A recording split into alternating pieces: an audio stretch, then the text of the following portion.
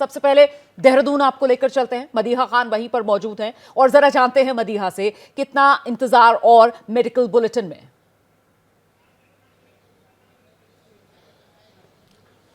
बिल्कुल रुमानी जी, मैं आपको बता दूं कि काफी देर से हम लोग यहाँ पर हैं और इंतजार हो रहा है उसी मेडिकल बुलेटिन का या फिर डॉक्टर्स का, जिन डॉक्टर्स ने अभी कुछ देर पहले बाहर आके इन्फॉर्मेशन दी थी कि किस तरह से इस वक्त हालत ऋषभ पंत की है।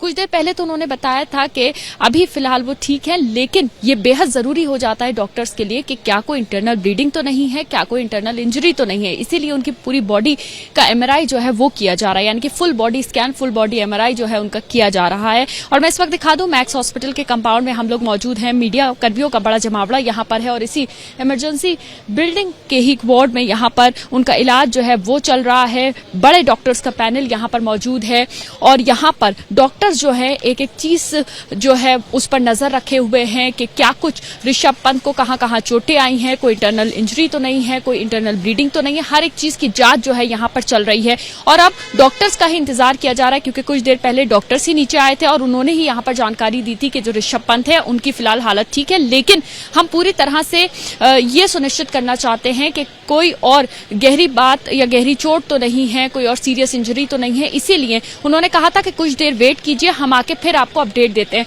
तो डॉक्टर्स का इंतजार किया जा रहा है। 1 से 1.5 घंटे का वक्त उन्होंने बताया था, तकरीबन 1 घंटे का वक्त इस चीज को गुजर चुका है। तो अब से कुछ देर में डॉक्टर्स जो है वो भी आके यहाँ पर इंफॉर्मेशन दे सकते हैं या फिर हॉस्पिटल की तरफ से एक ऑफिशियल मेडिकल बुलेटिन भी जारी किया जा सकता है। तो इसी बात का इंतजार जो है कोई अपडेट आएगा मैं दोबारा आपके पास आऊंगी मदीहा। इस बीच जल्दी से विकास भदौरिया का रुख करते हैं और जानते हैं विकास से कि और कुछ डिटेल्स मिल पा रही हैं क्या। विकास, जिस वक्त ये एक्सीडेंट हुआ ये तो साफ है कि वो खुद ड्राइव कर रहे थे गाड़ी, ये भी जानकारी सामने निकल कर आ रही है कि शायद आंख लग गई उनकी, नींद का झोंका, और इस वजह से ये एक्सीडेंट हुआ।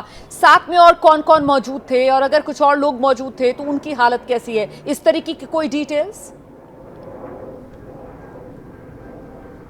जी देखिए, बिल्कुल अकेले ही थे और कल दुबई से लौटे थे रात में ऋषभ पंत। उसके बाद अपनी मम्मी को वो सरप्राइज़ देना चाहते हैं, अपनी माँ को सरप्राइज़ देना चाहते थे, इसलिए अकेले ही गाड़ी ड्राइव करते हुए वो रुड़की की तरफ निकल लिए। लेकिन रुड़की पहुंचने से पहले उनकी बॉर्डर इलाका है जो रुड़की का, वहाँ पर आंख लग गई और उसके बाद गाड़ी जो है वो डिवाइडर से टकरा गई और पलटने से पहले ऋषभ पंत जो गाड़ी है उसका अगला शीशा तोड़ते हुए बाहर निकले और सड़क पर बहुत दूर तक रगड़े, जिसकी वजह से उनके पीठ पर निशान है और पैर में जो दाहिने पैर का लिगामेंट है वो टूटा हुआ है। फिलहाल उनका अभी जो मैक्स हॉस्पिटल है वहाँ पर तमाम इन्वेस्टिगेशन चल रहे हैं। एमआरआई फुल बॉडी कराया जा रहा है ताकि इंटरनल कोई भी इंजरी हो, लिगामेंट से लेकर मसल्स और बोन में, यहाँ तक कि ब्रेन में भी अगर इंटरनल इंजरी हो, इंटरनल ब्लीडिंग हो तो उसका पता लगाया जा सके।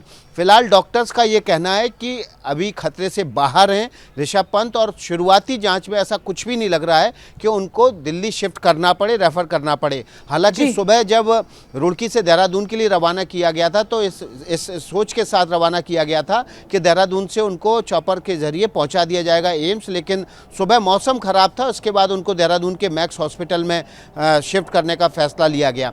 फिलहाल ऋषभ पंत का इलाज चल रहा है, खतरे से बाहर हैं, सामान्य बोलचाल, बातचीत, व्यवहार, खाना पीना सब कुछ सामान्य है उनका, लेकिन डॉक्टर सारे टेस्ट करने के बाद संतुष्ट होना चाहते हैं और उसके बाद ही कोई अगला फैसला लेंगे।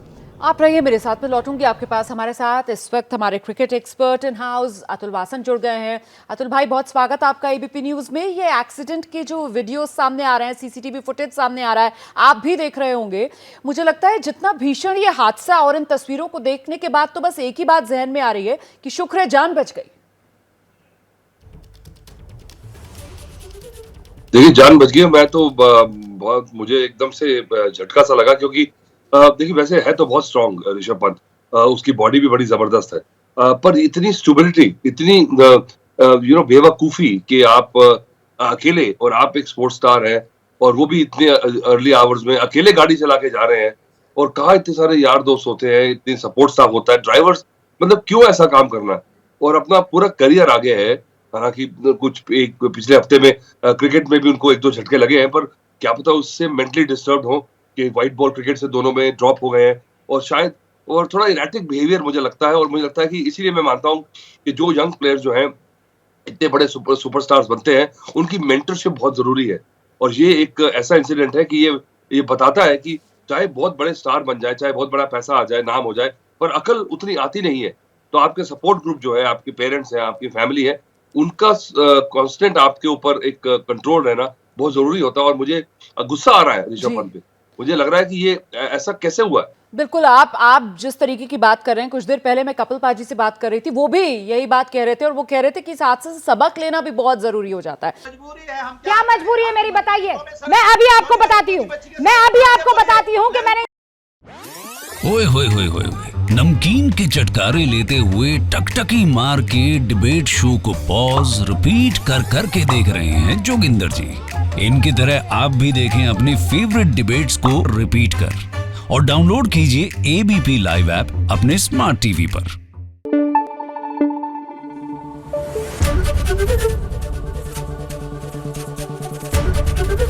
एबीपी न्यूज आपको रखे आगे।